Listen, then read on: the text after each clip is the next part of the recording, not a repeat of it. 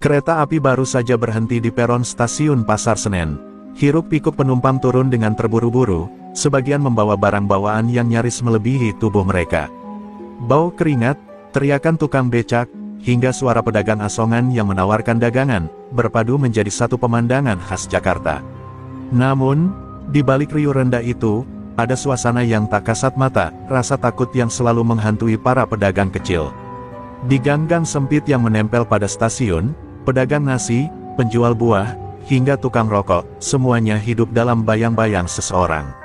Nama itu beredar pelan, seakan-akan menyebutnya saja sudah bisa mengundang malapetaka, Bahri Kobra.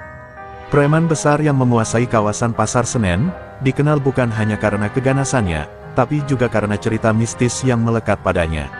Setiap sore menjelang malam, anak buah Bahri berkeliling memungut uang keamanan.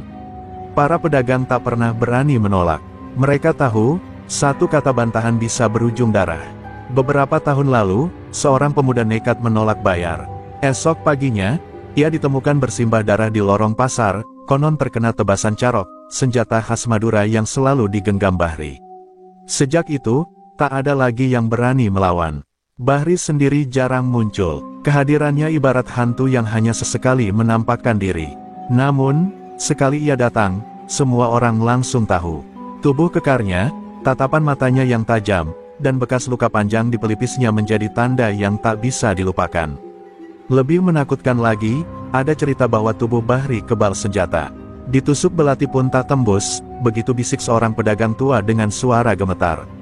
Di malam hari, Pasar Senen sering berubah muram. Lampu-lampu redup membuat bayangan panjang yang menari di antara kios. Pedagang yang masih berjualan hanya bisa berdoa agar malam itu lewat dengan tenang. Mereka tahu, setiap langkah kaki berat dan suara tawa kasar bisa jadi pertanda Bahri atau anak buahnya sedang berkeliaran. Namun, meski penuh ketakutan, para pedagang tak punya pilihan. Mereka tetap berdagang, tetap mencari nafkah, meski harus menyerahkan sebagian hasil jerih payah mereka. Hidup di bawah kuasa Bahri sudah menjadi rutinitas yang diterima dengan pasrah. Pasar Senen, tempat yang seharusnya penuh rezeki, berubah menjadi panggung teror yang diam-diam menggerogoti harapan. Bahkan aparat pun tak berdaya. Beberapa kali polisi mencoba menangkap Bahri, tapi selalu gagal. Ada yang bilang Bahri punya orang dalam, ada juga yang percaya kekebalannya benar-benar nyata. Setiap kali operasi digelar, Bahri lenyap seperti ditelan bumi, lalu muncul kembali dengan tawa mengejek. Ia bagai ular berbisa yang tak bisa dipijak. Dan malam itu, di tengah derap langkah para penumpang terakhir, bisikan kembali beredar, Bahri terlihat mendekati stasiun, ditemani dua anak buahnya. Para pedagang menunduk, menahan napas.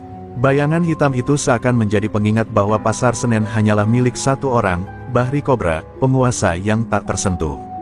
Seiring langkah kaki Bahri Kobra mendekati stasiun malam itu, bisikan-bisikan kembali muncul di antara pedagang.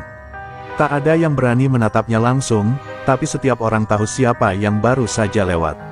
Nama Bahri Kobra sudah menjadi legenda gelap di Pasar Senen, sebuah kisah yang diturunkan dari mulut ke mulut, lebih menyerupai dongeng horor ketimbang cerita nyata.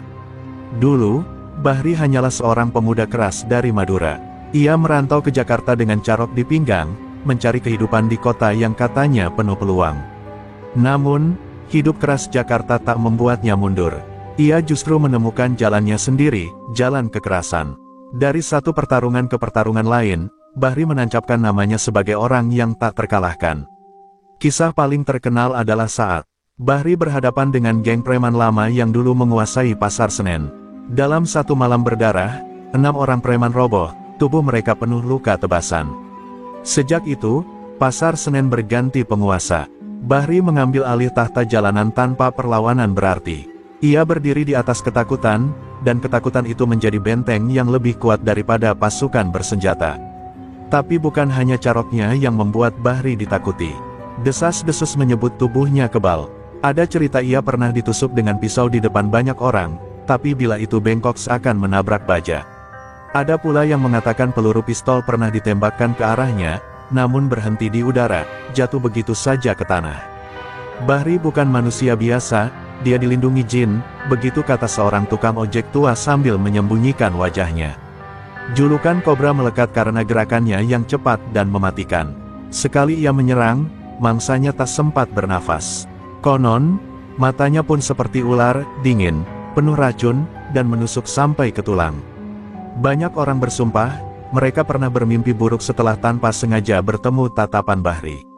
Seolah-olah jiwanya merasuki orang-orang, menanamkan rasa takut yang tak hilang meski sudah berhari-hari. Para pedagang lama bahkan punya semacam pantangan. Jangan pernah menyebut nama Bahri dengan suara keras di malam hari. Sebab, ada yang percaya ia bisa mendengar siapa saja yang menyebut namanya, dan esoknya orang itu akan didatangi anak buahnya. Tak heran, mereka hanya menyebutnya dengan julukan samar, si kobra. Dan malam itu, ketika Bahri benar-benar muncul dengan langkah mantapnya, semua legenda itu seakan hidup kembali.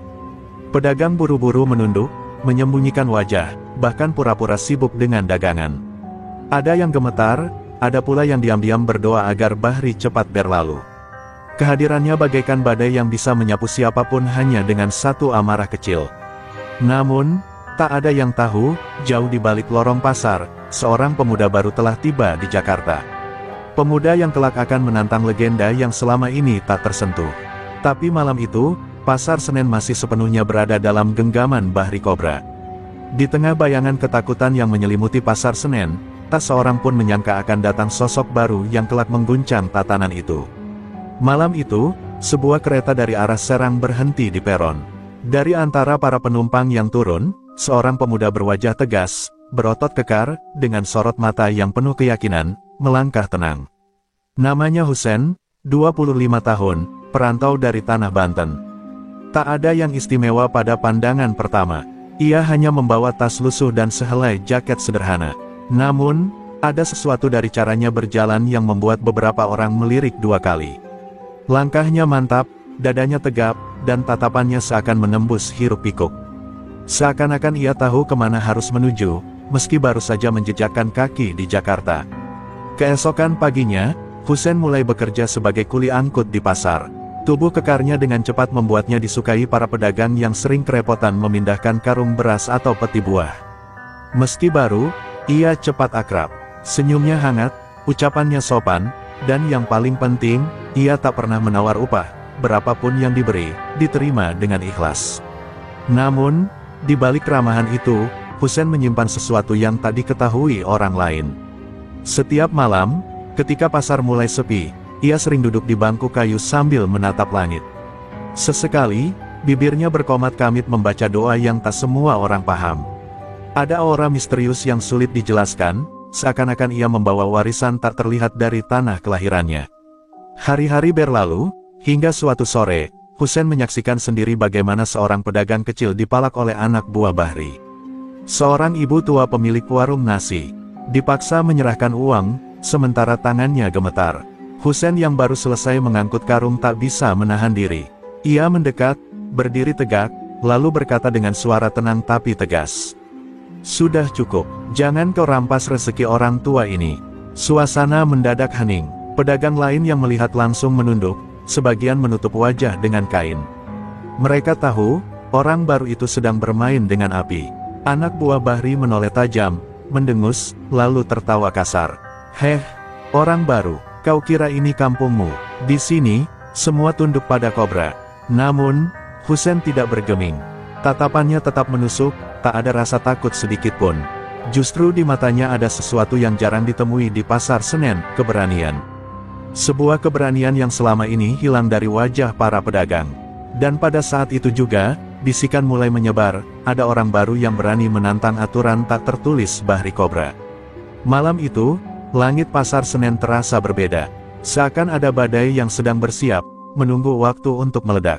Di balik segala legenda Bahri, kini ada seorang pemuda bernama Husen yang siap menorehkan kisahnya sendiri. Sejak insiden sore itu, kabar tentang Husen menyebar cepat di Pasar Senen. Para pedagang yang awalnya hanya berbisik kini mulai berbicara lebih berani, meski tetap pelan. "Ada orang baru dari Banten, katanya tak gentar melawan anak buah kobra," ujar seorang penjual buah pada kawannya. Dalam waktu singkat, cerita itu sampai ke telinga Bahri. Bahri tak tinggal diam. Bagi dirinya, keberanian Husen adalah sebuah penghinaan. Selama bertahun-tahun, ia menjaga kekuasaan dengan ketakutan. Bila satu orang saja berani melawan, yang lain bisa ikut memberontak. Malam itu, Bahri mengirim 2 orang kepercayaannya untuk mencari tahu siapa sebenarnya pemuda bernama Husen itu.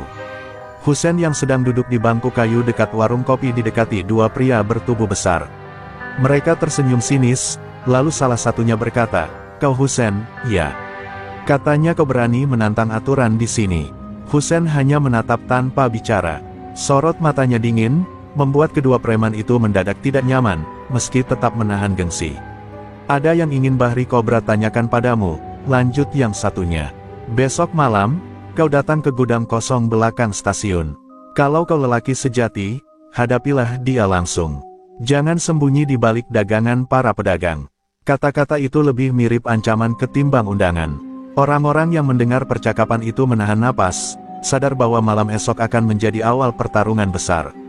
Alih-alih gentar, Husen justru berdiri dan menepuk bahu kedua pria itu dengan tenang. "Sampaikan pada Bahri," ucapnya pelan namun penuh wibawa, "aku akan datang. Tapi katakan juga, aku tak datang untuk mencari masalah. Aku hanya ingin pasar Senen jadi tempat orang mencari rezeki, bukan tempat orang ditindas." Kata-kata itu membuat kedua anak buah Bahri terdiam sesaat sebelum pergi dengan wajah muram. Kabar undangan duel itu menyebar secepat api. Malam belum larut, tapi bisikan sudah memenuhi setiap sudut pasar. Para pedagang gelisah, sebagian mendoakan Husen, sebagian lagi khawatir nasibnya akan sama seperti pemuda-pemuda yang pernah menantang Bahri sebelumnya, lenyap tanpa jejak. Di gubuk kayunya malam itu, Husen termenung. Ia tahu tantangan ini bukan perkara biasa. Bahri bukan sekadar preman, ia adalah simbol ketakutan, legenda hidup yang tak pernah tersentuh. Namun, Husen juga tahu dirinya bukan orang sembarangan. Di dalam dirinya mengalir warisan ilmu yang ditempa dari doa, tirakat, dan latihan keras sejak kecil di tanah Banten. Sementara itu, di tempat berbeda, Bahri duduk di kursi rotan, tangannya memainkan carok yang berkilat di bawah cahaya lampu redup. Senyum tipis muncul di bibirnya. Akhirnya ada yang cukup berani. "Bagus, sudah lama, aku tak mencicipi darah musuh baru." Malam itu, 2 jalan takdir sedang dipersiapkan untuk saling beradu. Pasar Senen pun menunggu, bergetar di ambang badai. Kabar bahwa Husen berani menerima tantangan langsung dari Bahri menyulut bara kemarahan.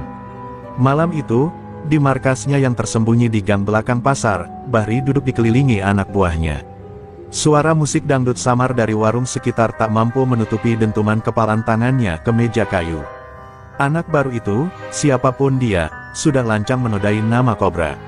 Teriaknya dengan mata melotot. Anak buah yang berani bicara segera menjawab, "Bang, biar besok malam kita habisi dia ramai-ramai.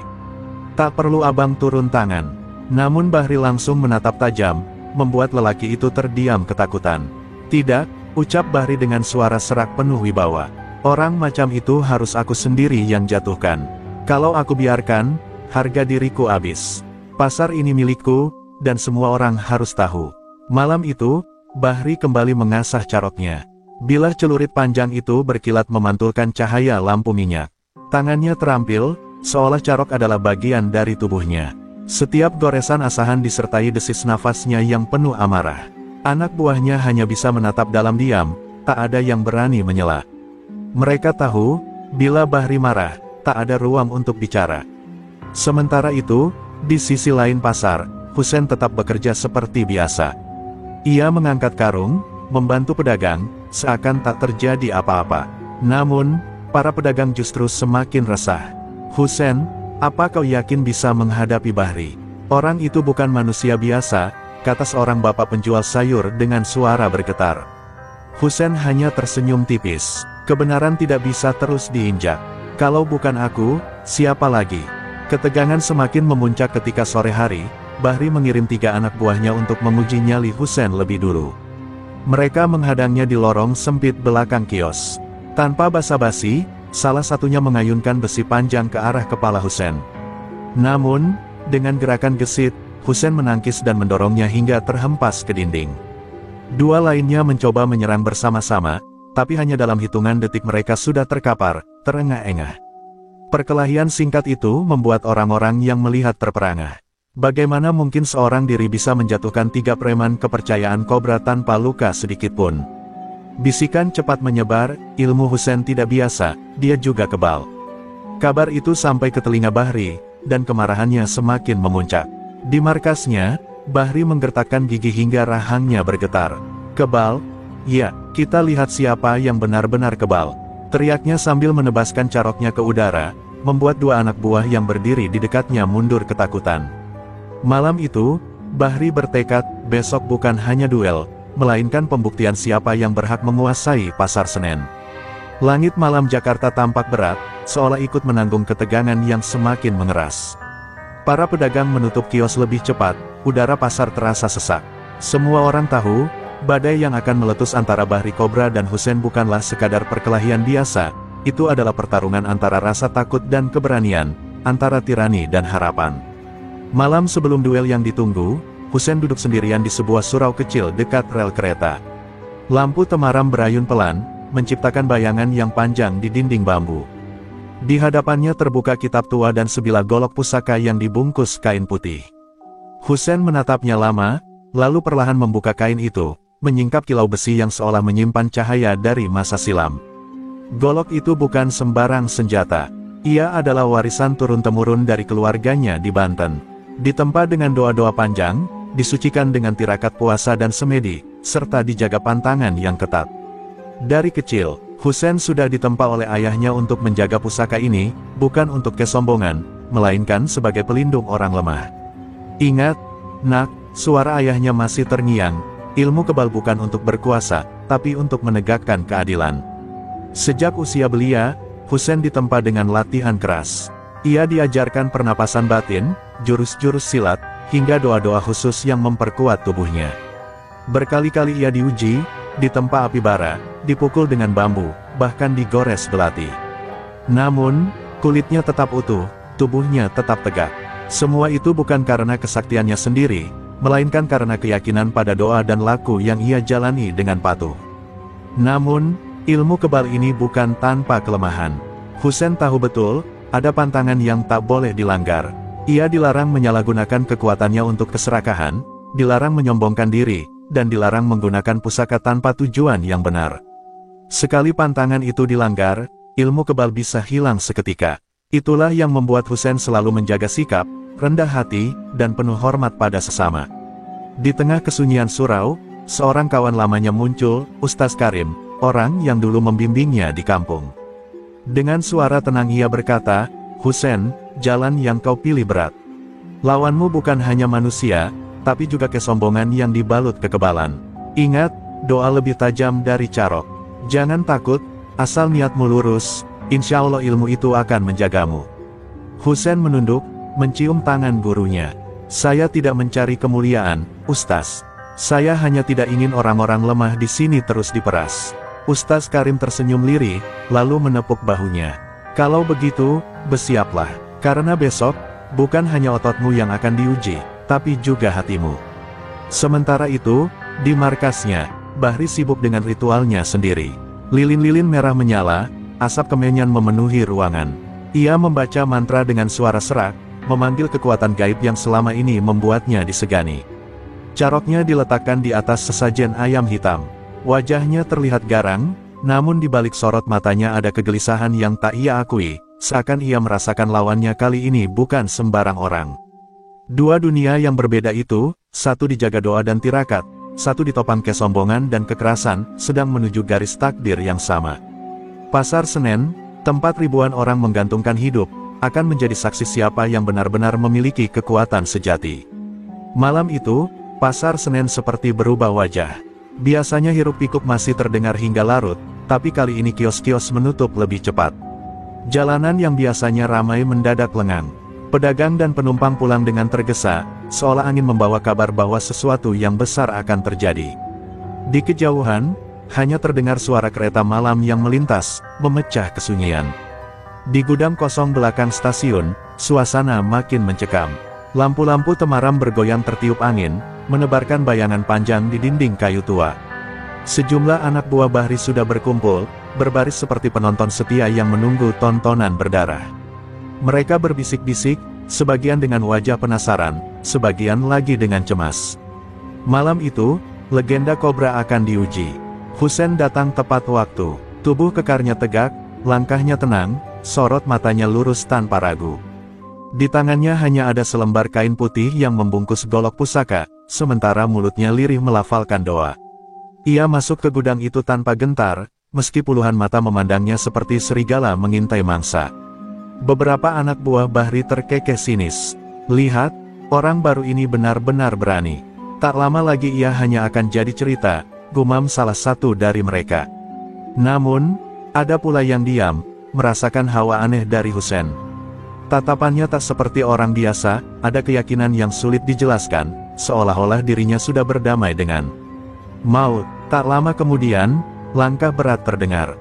Bahri Kobra muncul dengan carok tergenggam di tangan. Tubuhnya kekar, wajahnya keras, dan sorot matanya seperti ular siap menerkam. Begitu ia masuk, ruangan langsung hening. Bahkan angin yang meniup pintu kayu seakan terhenti. Semua orang tahu, inilah saat yang ditunggu. Tatap muka pertama antara sang legenda dan penantang. Mereka berdiri berhadapan, hanya berjarak beberapa langkah. Bahri menyeringai, mengangkat caroknya ke udara. "Kau Husen, orang baru yang katanya kebal." Suaranya menggelegar, bergema di seluruh ruangan. Husen menatapnya tenang, lalu menjawab, "Aku tidak mencari nama. Aku hanya ingin orang-orang di sini bisa hidup tanpa ketakutanmu." Anak buah Bahri tertawa keras, menertawakan keberanian Husen yang terdengar bagai kebodohan. Tapi Bahri tidak ikut tertawa. Senyumnya sirna, berganti tatapan dingin yang penuh amarah. Ia tahu, ucapan Husen bukan sekadar kata-kata kosong, ada keyakinan yang tak bisa dipatahkan hanya dengan gertakan. Malam itu, udara semakin berat. Kedua sosok itu berdiri bagai dua gunung yang siap meletus.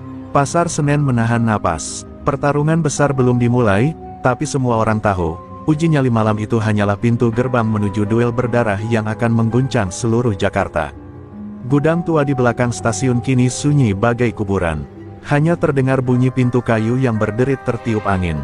Di tengah ruangan, dua sosok berdiri berhadapan, Husen dengan golok pusaka yang masih terbungkus kain putih, dan Bahri Kobra dengan caroknya yang berkilat tajam.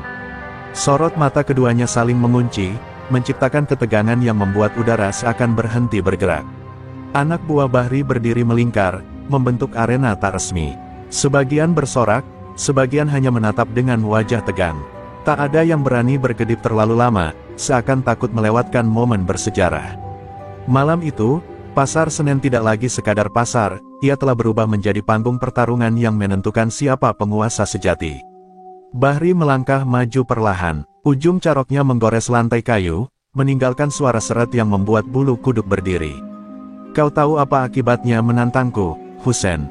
katanya dengan suara serak, penuh racun.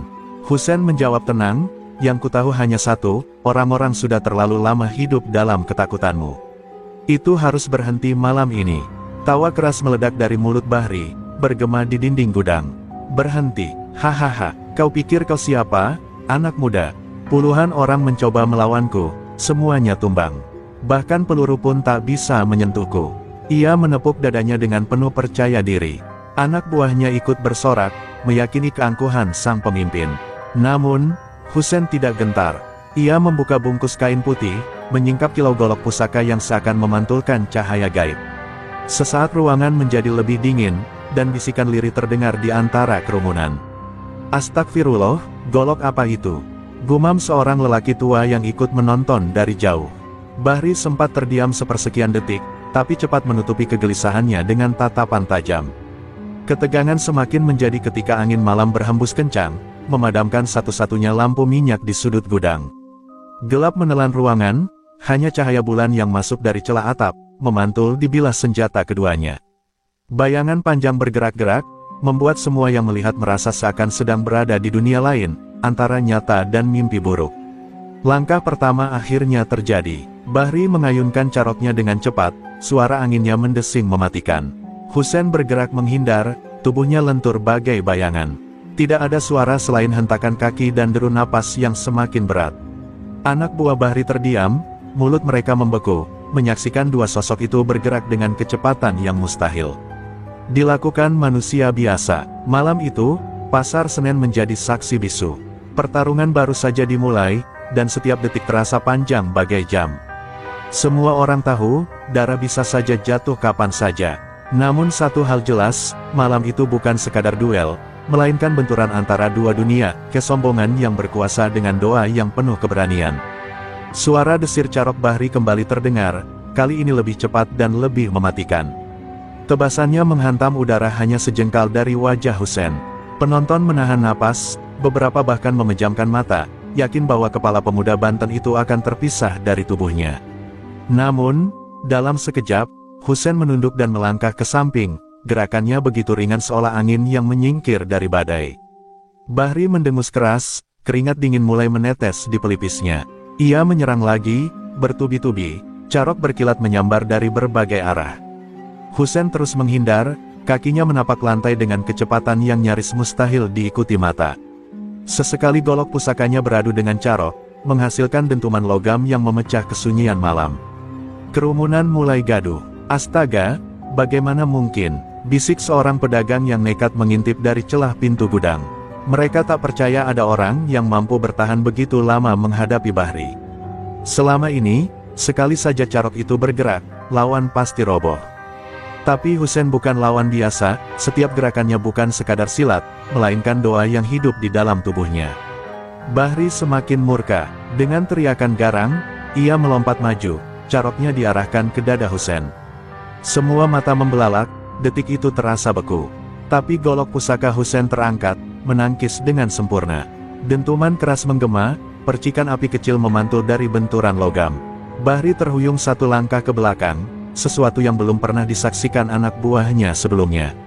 Wajah Bahri memerah, tatapannya semakin liar.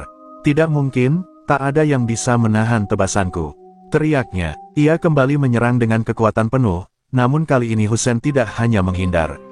Dengan gerakan cepat, ia memutar tubuh dan menebas ringan ke arah lengan Bahri. Carok itu terlepas sesaat dari genggamannya, membuat semua yang melihat ternganga. Suara riuh kecil terdengar dari kerumunan. Beberapa anak buah Bahri terkejut, wajah mereka pucat.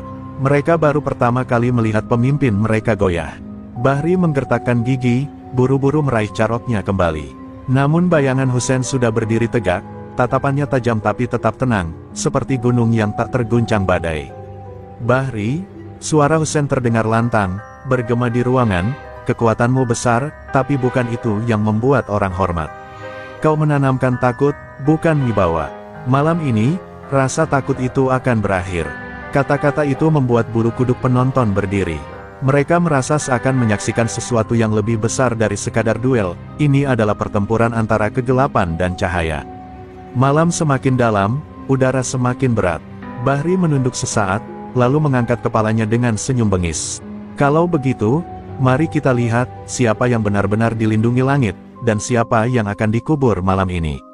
Kedua sosok itu kembali bersiap, dan Pasar Senen pun menahan napas menunggu darah pertama jatuh ke lantai. Bahri berdiri terengah, matanya merah menyala seperti bara. Carok di tangannya masih bergetar, namun genggamannya mulai melemah. Sementara itu, Husein tetap tegak, napasnya teratur, seolah tubuhnya dilindungi sesuatu yang tak kasat mata. Di tengah ketegangan itu, golok pusaka yang ia genggam berkilau semakin terang, seakan cahaya bulan menari di permukaannya. Penonton yang mengelilingi arena mulai gelisah. Golok itu bukan sembarangan, bisik seorang lelaki tua dengan suara gemetar. Itu peninggalan Jawara Banten, katanya. Hanya orang pilihan yang bisa menggunakannya. Bisikan itu menyebar cepat, membuat sebagian anak buah Bahri pucat. Mereka tak pernah membayangkan lawan kali ini membawa warisan kekuatan leluhur. Bahri meraung, berusaha menepis rasa gentar. Aku tak peduli golok apa itu. Semua yang berdiri di depanku akan tumbang, teriaknya, lalu ia menerjang kembali, mengayunkan Carok dengan kekuatan penuh. Namun, setiap kali bilah besi itu menghantam, Husein menangkis dengan ringan, dan setiap benturan justru membuat Carok Bahri bergetar keras hingga hampir terlepas dari tangannya. Kilatan cahaya golok Husein kian memancar, bukan hanya dari logamnya, melainkan seperti memancarkan aura yang menembus ruang. Husein mengangkat senjatanya tinggi-tinggi, lalu mengucapkan doa lirih dalam bahasa Arab. Suaranya terdengar hikmat, membuat sebagian penonton tanpa sadar ikut menundukkan kepala, merinding mendengar lantunan doa yang terasa suci di tengah arena berdarah. Untuk pertama kalinya, Bahri melangkah mundur. Tubuh kekarnya seolah menolak maju, meski hatinya masih dipenuhi amarah.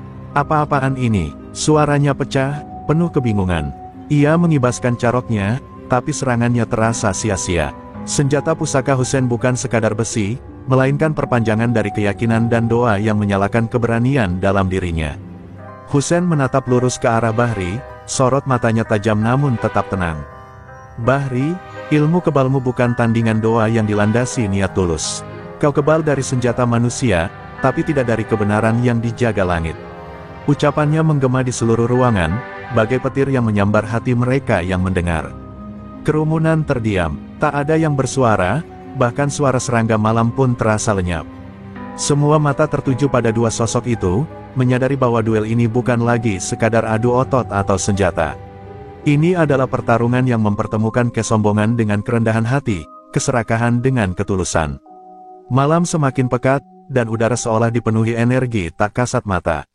Bahri menggertakkan giginya, berusaha menepis rasa gentar yang kian menjerat. Namun dalam hatinya, untuk pertama kali, ia merasakan ketakutan yang nyata, ketakutan bukan pada senjata, melainkan pada sesuatu yang lebih besar dari dirinya. Pertarungan baru saja memasuki babak yang tak pernah ia bayangkan. Bahri meraung seperti binatang terluka. Carok di tangannya bergetar keras saat ia kembali maju, menebas ke arah Husain dengan amarah yang membara. Tapi kali ini, serangannya tidak lagi segarang sebelumnya. Gerakannya mulai kacau, penuh panik, seolah seluruh tenaga yang tersisa hanya digerakkan oleh keputusasaan. Husain menangkis dengan sigap, lalu melangkah maju. Golok pusaka berkilat, hanya seujung rambut jaraknya dari leher Bahri. Namun alih-alih menebas, Husain berhenti. Sorot matanya menusuk, tenang namun penuh wibawa. "Aku bisa mengakhiri ini sekarang, Bahri. Tapi dengarkan baik-baik, hidupmu tak lagi ditentukan oleh ilmu kebal atau carokmu. Semua itu tak berarti tanpa hati yang benar."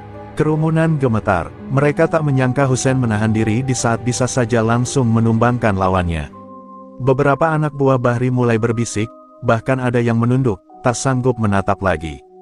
Malam itu, mereka melihat jelas, kekuatan sejati bukan hanya pada senjata, melainkan pada kendali diri.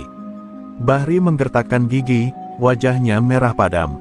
Ia merasa dipermalukan di depan anak buahnya. Dengan teriakan penuh amarah, ia kembali mengayunkan caroknya. Tapi kali ini, Husain tidak lagi menghindar. Golok pusaka bergerak cepat, menebas ke arah tangan Bahri. Dentuman logam terdengar, disusul jeritan singkat. Carok itu terlepas, terpelanting jauh menancap di lantai kayu. Hening, semua orang terdiam, hanya terdengar deru napas Bahri yang terengah. Tangannya gemetar, darah menetes dari sela jarinya. Untuk pertama kalinya, sang kobra kehilangan senjata kebanggaannya. Matanya membelalak, penuh kebingungan, tak percaya bahwa ia yang selama ini kebal kini benar-benar tersentuh luka. Husain berdiri tegak, golok pusaka masih terarah, tapi sorot matanya tidak dipenuhi kebencian. "Bahri," katanya lantang, "kesombonganmu telah menutup matamu. Kau pikir dunia ini bisa kau kuasai dengan ketakutan. Tapi lihatlah sekarang, semua orang menyaksikan bahwa rasa takut itu runtuh bersama carokmu." Sebagian anak buah Bahri mulai mundur, ketakutan. Beberapa lainnya bahkan melarikan diri, meninggalkan gudang tanpa menoleh. Mereka sadar, legenda yang selama ini mereka junjung telah retak. Bahri berdiri sendirian, tubuhnya goyah, kepalanya menunduk. Di wajahnya, keangkuhan mulai berganti dengan ketakutan yang selama ini ia sebarkan. Malam itu, Pasar Senen menyaksikan tumbangnya kesombongan. Bahri Kobra, penguasa yang selama bertahun-tahun ditakuti, berdiri tanpa daya di hadapan seorang pemuda perantau dari Banten. Pertarungan belum sepenuhnya usai, tapi satu hal sudah jelas, keangkuhan Bahri runtuh, dan keseimbangan mulai berpihak pada keberanian yang tulus. Bahri Kobra berdiri terhuyung, darah menetes dari tangannya yang terluka. Matanya liar, napasnya memburu, dan wajahnya dipenuhi keputusasaan. Kerumunan menatapnya dengan rasa tak percaya, lelaki yang dulu dianggap kebal kini tampak seperti manusia biasa yang kehilangan semua kekuatan. Malam di Pasar Senen seakan ikut bergetar menyaksikan runtuhnya seorang legenda. Namun keangkuhan Bahri belum sepenuhnya padam. Dengan teriakan garang, ia meraih carok yang tergeletak di lantai, meski tangannya gemetar dan darah terus mengalir. "Aku belum kalah." Suaranya parau, lebih mirip jeritan daripada pernyataan. Urat-urat di lehernya menegang, tubuhnya dipaksa berdiri tegak meski hampir roboh. Husain hanya menatapnya, tenang namun waspada. Golok pusakanya masih terarah, berkilat di bawah sinar bulan yang menembus celah atap. "Bahri, hentikan, kau sudah kalah dari dirimu sendiri. Jika kau teruskan, yang kau dapat hanya kehinaan," ucap Husain, suaranya tegas, namun ada kelembutan yang membuat bulu kuduk penonton berdiri. Anak buah Bahri saling berpandangan. Sebagian mulai gemetar, merasa bahwa aura pemimpin mereka telah pudar. Mereka mendengar jeritan Bahri bukan lagi sebagai komando yang ditakuti, melainkan ratapan orang yang enggan menerima kenyataan. Beberapa bahkan membisikkan doa, takut melihat darah lebih banyak tumpah malam itu. Dengan sisa tenaga, Bahri menerjang lagi. Caroknya bergerak liar, tanpa arah, hanya digerakkan oleh amarah buta. Husain melangkah ke samping, lalu menangkis dengan mudah. Sekali lagi, logam beradu, kali ini lebih keras dari sebelumnya. Suara dentuman itu bergema, seperti palu godam yang menghantam gong kematian. Bahri terlempar ke belakang, tubuhnya menabrak tiang kayu gudang. Caroknya kembali terlepas, terjatuh jauh dari jangkauannya. Jeritan kesakitan keluar dari mulutnya, menggetarkan seluruh ruangan. Tangannya bergetar hebat, tubuhnya limbung, wajahnya pucat seperti kehilangan seluruh darah dan wibawa yang selama ini ia banggakan. Kerumunan hening, tak ada lagi sorak, tak ada lagi bisik-bisik. Semua orang menahan napas, menyaksikan Bahri merosot perlahan ke lantai, suaranya parau, penuh keputusasaan. "Aku, tidak mungkin, aku tak bisa kalah," jeritan itu terdengar bagai lolongan serigala yang kehilangan taring. Malam itu, Pasar Senen mendengar jeritan yang akan selalu diingat, jeritan seorang raja jalanan yang akhirnya menyadari batas dirinya. Dan di tengah jeritan itu, berdirilah Husain, tegak bagai tiang kokoh, bukan hanya sebagai pemenang pertarungan, melainkan sebagai simbol keberanian yang lahir dari hati yang bersih. Bahri terduduk di lantai, tubuhnya berlumuran keringat dan darah. Sorot matanya tak lagi menyala, berganti tatapan kosong penuh ketakutan. Di sekelilingnya, anak buah yang dulu setia kini hanya bisa terdiam, tak berani maju, tak tahu harus menolong atau meninggalkan. Malam itu, sang kobra benar-benar terlihat rapuh untuk pertama kalinya. Husain berdiri tegak di hadapannya, golok pusaka masih terangkat. Namun, ia tidak menghabisi lawannya. Nafasnya dalam, matanya menatap tajam, tetapi bukan dengan kebencian. "Bahri, sudah cukup, kau kalah. Bukan olehku, tapi oleh takdir yang kau lawan sendiri," katanya lantang. Suara itu memecah keheningan, membuat semua orang bergidik. Kerumunan mulai berbisik. Mereka penasaran, apa sebenarnya rahasia Husain? Bagaimana ia bisa melawan ilmu kebal Bahri yang selama ini dianggap mustahil ditembus? Seorang pedagang tua akhirnya bersuara lirih, anak muda itu, ia tak hanya mengandalkan golok. Ia membawa doa, ilmu kebal Bahri hanyalah tameng kesombongan, sementara Husain membawa perlindungan dari langit. Bahri mendongak dengan wajah penuh amarah bercampur kebingungan. "Tidak mungkin, aku kebal senjata. Puluhan kali aku diuji, peluru pun tak bisa menembusku," teriaknya, suara serak menahan sakit. Tangannya gemetar saat mencoba berdiri, tapi tubuhnya terus merosot, tak sanggup menahan berat badannya sendiri. Husain melangkah mendekat, lalu mengangkat golok pusaka ke arah langit. Cahaya bulan seolah menyorot bilah itu, membuat kilauannya semakin menyilaukan. Golok ini bukan sembarang senjata. Ini adalah pusaka warisan Jawara Banten. Tapi bukan itu rahasianya. Kekuatan sejati ada pada doa dan niat. Kau kebal terhadap besi, Bahri, tapi tidak pada doa yang keluar dari hati yang bersih. Kerumunan terdiam, wajah mereka dipenuhi rasa takjub. Mereka melihat bahwa kekuatan Husain bukan hanya fisik, melainkan keyakinan yang mengalir di setiap geraknya. Anak buah Bahri mulai menunduk satu persatu, merasa malu karena selama ini mereka tunduk pada ketakutan, bukan kebenaran. Bahri menundukkan kepala, tubuhnya gemetar hebat. Tatapannya kosong, bibirnya bergetar, namun tak ada kata yang bisa ia ucapkan. Ia mulai menyadari bahwa semua ilmu kebal, semua kesombongan, tak ada artinya di hadapan doa dan keberanian sejati. Malam itu, rahasia yang selama ini tersembunyi akhirnya terungkap dengan jelas. Pasar Senen menjadi saksi, bahwa keberanian bukanlah tentang siapa yang lebih kuat, tetapi siapa yang berdiri dengan hati yang benar. Husain bukan hanya menumbangkan seorang preman legendaris, tetapi juga membuka mata banyak orang, kekuatan sejati lahir dari keyakinan, bukan dari kesombongan. Fajar mulai menyingsing di langit Jakarta. Cahaya matahari pertama menembus celah-celah bangunan tua Pasar Senen, menghapus sisa-sisa kegelapan malam yang penuh darah dan jeritan. Udara pagi membawa kesejukan, seolah menjadi pertanda bahwa sebuah era baru tengah dimulai. Orang-orang yang semalam menjadi saksi kini keluar dari persembunyian, wajah mereka dipenuhi rasa lega sekaligus haru. Bahri Kobra, yang selama bertahun-tahun menjadi momok menakutkan, kini terpuruk tanpa daya. Ia tidak lagi berdiri sebagai raja jalanan. Tubuhnya yang kekar kini hanya menyisakan bayangan lelaki yang hancur oleh kesombongannya sendiri. Anak buahnya tercerai-berai, sebagian lari, sebagian lagi menundukkan kepala, malu menyadari bahwa ketakutan yang mereka sebarkan tak lagi punya kekuatan. Husain berdiri tegak di tengah kerumunan. Golok pusaka diselubungi kembali dengan kain putih, lalu ia genggam erat di dadanya. Matanya menatap ke langit, bibirnya bergetar melafalkan doa syukur. Ia tidak mengangkat tangannya sebagai pemenang, tidak pula membanggakan dirinya di hadapan orang banyak. Keheningan Husain justru membuat semua yang hadir merasa kagum. Para pedagang satu per satu menghampiri. Wajah-wajah yang semalam diliputi cemas kini berubah menjadi senyum penuh kehangatan. "Terima kasih, Nak Husain, kau telah membebaskan kami dari bayang-bayang ketakutan," ucap seorang ibu tua sambil meneteskan air mata. Husain hanya mengangguk pelan, menundukkan kepala dengan rendah hati. Pasar Senen perlahan hidup kembali. Pedagang membuka kios dengan lega, anak-anak berlarian tanpa takut, dan penumpang mulai berdatangan dengan wajah lebih tenang. Hiruk-pikuk kembali, namun kali ini dengan rasa damai yang belum pernah mereka rasakan bertahun-tahun.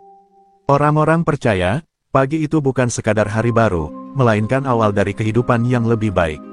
Meski begitu, di balik ketenangan itu, mereka tahu kisah malam tadi akan terus hidup dalam ingatan.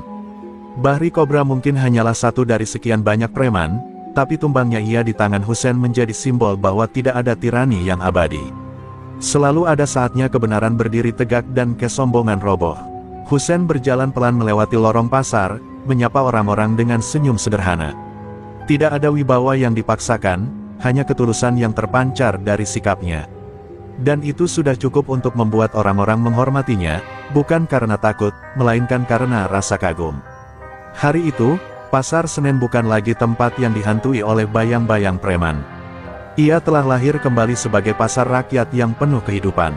Dan di balik semua itu, ada seorang pemuda dari Banten yang mengajarkan satu hal penting, keberanian sejati bukanlah soal menantang maut, melainkan melawan ketakutan agar orang lain bisa hidup dengan damai. Beberapa hari setelah duel yang mengguncang Pasar Senen, suasana di tempat itu benar-benar berubah. Tidak ada lagi pungutan liar, tidak ada lagi wajah-wajah garang yang mengintimidasi.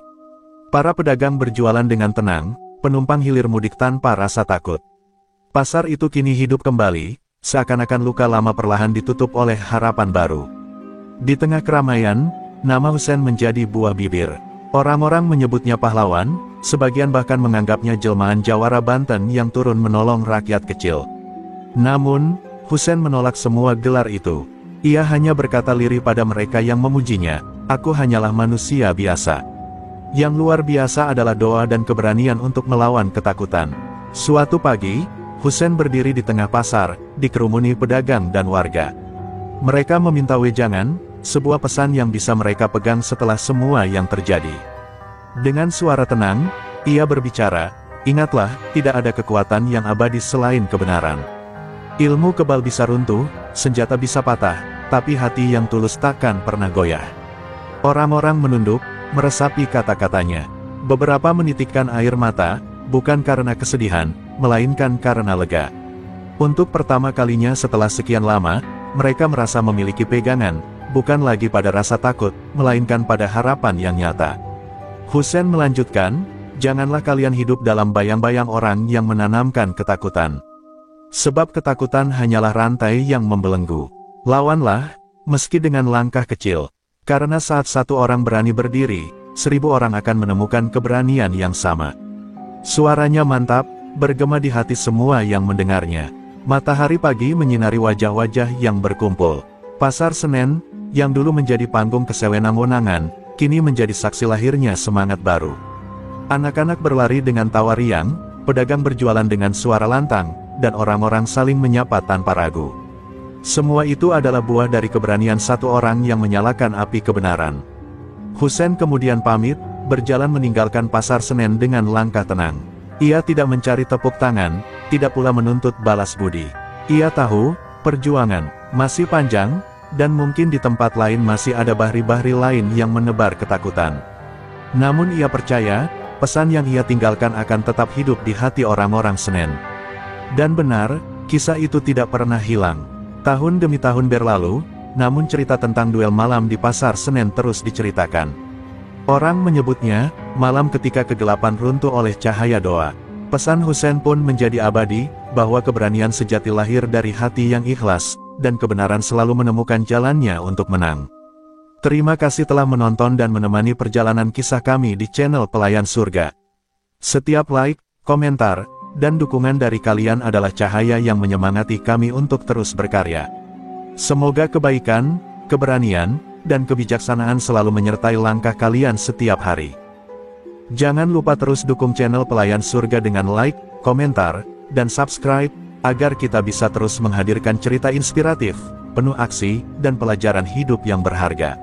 Semoga setiap kisah yang kami bagikan membawa manfaat, motivasi, dan kebahagiaan bagi kalian semua.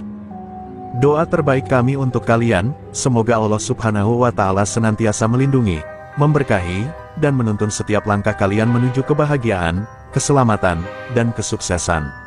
Tetaplah berani, tetaplah beriman, dan terus sebarkan kebaikan dimanapun kalian berada.